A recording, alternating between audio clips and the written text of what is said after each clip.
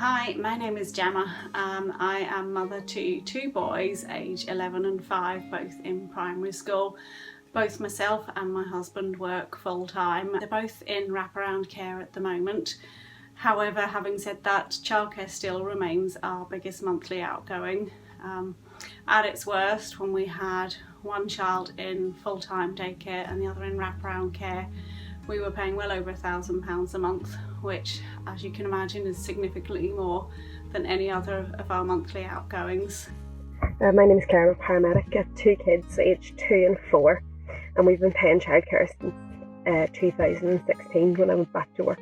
It's become one of our monthly bills and we pay about £900 a month. Luckily we both get childcare vouchers which do help a little bit, but it does not go anywhere to put a hole in the debt. I'm Claire. I am a nurse and a lone parent. I have a 2-year-old and a 12-year-old. My 2-year-old is in creche 2 days a week while I go to work. Unfortunately, I would like to increase my hours, but I can't do that at the minute. My name is Catherine Black and I have 2 children aged 3 and 5. They both attend full-time daycare. One of them goes to primary school, so he just gets wraparound care. But overall, the cost of their care costs me almost £1,400 every month. So for most people, I'm aware that £1,400 is a massive amount of money. That's no different in our house, and that takes up a huge chunk of our salary every month. Hello, my name's John McCluskey. I'm a dad, I'm a teacher, full-time teacher. My wife also works full-time. My daughter Amelia is 2, she's almost 3, and we are expecting baby number 2 in early October, so things are rather busy. In terms of the cost of childcare, it is by far our biggest outgoing. It dwarfs our mortgage, in fact, just for one child in full-time daycare. I've got 3 children aged 7, 5 and 3. The cost of childcare was so much that last year my husband reduced his hours to part-time so he could look after the children every afternoon to make childcare more affordable.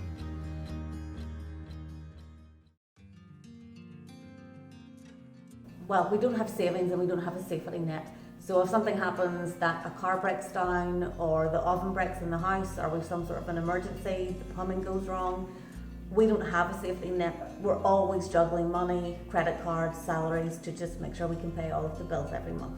We also don't have savings for our children's university career, which is something I worry about a lot. We also don't add as much to our pensions as we probably should be doing. We've had to put childcare money on credit cards, and we've had to make sacrifices about things that we usually like to do, like eating out and going on holidays. They've had to take second fiddle. Even if I was to take a promotion, we would have to look about whether we could afford it, because if we moved from shift-based to Monday to Friday working, then we will be paying out more in childcare, so it might actually cost me to take a promotion. It being our biggest expense has to be a consideration when thinking about things like our savings and thinking about any sort of future costs, any holidays and the such. So it's always at the forefront of our financial planning.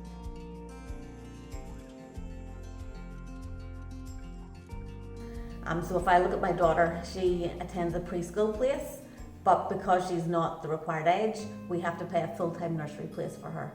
If we could have that 30 hours free childcare provision here in Northern Ireland, that's something that would have helped us considerably with both our children. Amelia is eligible for a preschool place, but with the number of hours available, which is only 3 hours in the morning, we would still have to pay a full-time place. I would like to see the 30 hours per week that's provided in England when a child reaches age 3, I would like to see that implemented in Northern Ireland. It does provide that incentive to go out and work. It does provide that incentive to socialise children before they start primary school in a childcare setting.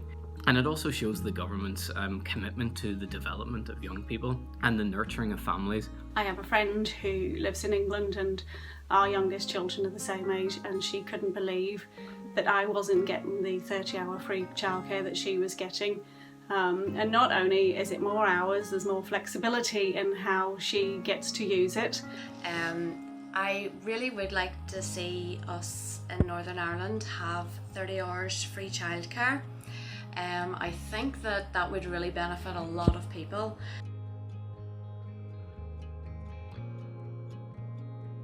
At the daycare, quality is excellent. Amelia loves her daycare provider, and it's fantastic for her development. The people who work there are genuinely committed professionals who do a really wonderful job. The quality of childcare right throughout has been fantastic. Having access to wraparound care which is on the school site has been absolutely brilliant. I'm really happy with the care that they receive. The people who look after them do a fantastic job, and I wouldn't be able to go to work without their help and support. And knowing that they're so well looked after makes it easier for me to go to work. He adores the place, adores the people in it. He just loves it. He is learning so much, and it's all he talks about. He has friends. He's 2 years old. He has more friends than me.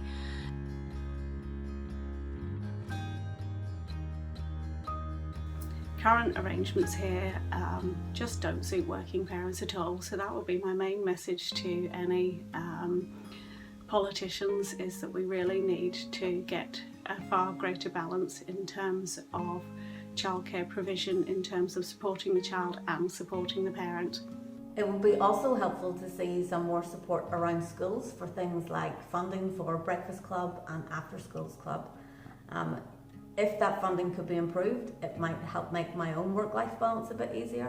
Emphasis given to remunerating and appreciating the quality of pre-primary school childcare providers that we have. They don't get nearly as much training as they deserve, and really we're talking about some of the most foundational and formational years in our young people's lives, and we're just not putting an emphasis on it as a government. If we had really highly qualified, trained educational professionals in those roles as a rule, then I think we would really see the results coming out the other side. But that's a question of where the government's priorities are, and right now I genuinely don't feel like the government's priorities are with its young people. They need to help working parents get back to work, and at the moment there are so many different schemes. There is childcare vouchers, there is tax-free childcare, there is working tax credits for childcare element, and instead of having all these different systems, why can't they simplify it and pay for it at the point of care? So they pay the creches directly to provide childcare for parents. It's creating jobs, it's keeping the creches open, and it's also giving extra money into the pockets of the working parent who's going to spend it, and they're bolster the economy. No provision of after school clubs. Breakfast clubs are under danger of closure because of funding cuts. All of this needs to change so we can get people back into work, get more money into the economy, and have a thriving country in Northern Ireland.